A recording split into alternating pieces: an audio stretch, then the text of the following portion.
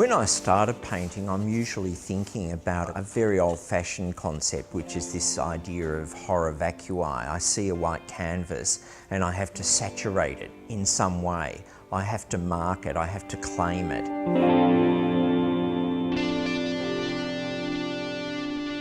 When I start the work, it's pretty well completely intuitive. I don't always know where I'm going with it. In fact, often I have got no idea. I'm just looking to make interesting marks.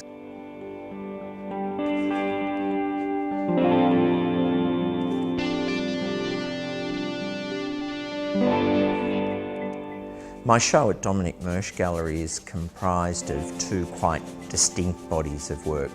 The first body of work is a group of pictures that are loosely called the Imagine a Raft paintings.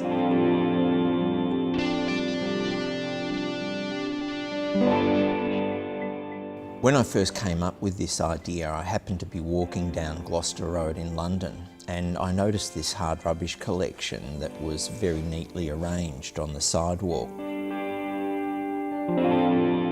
The more I looked at it and the more I looked at the photographs I'd taken, the more it struck me that it was like this marooned raft on the sidewalk. And I got to thinking about what the objects that had been tossed out represented. So in it there was this idea of carrying one's identity forward, what one is prepared to let go of, and how someone finds something in a hard rubbish collection that may have been useless, and suddenly it all becomes very precious.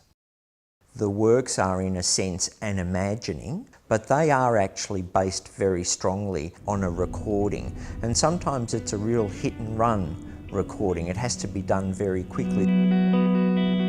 I usually do it on an iPhone.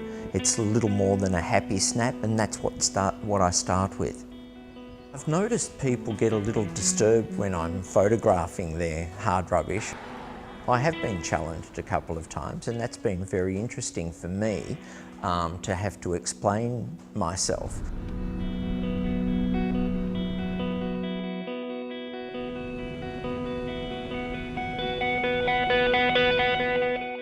The second group of works that are in this exhibition I've called the Absence Field paintings. This is a body of work that I can't speak quite as clearly about.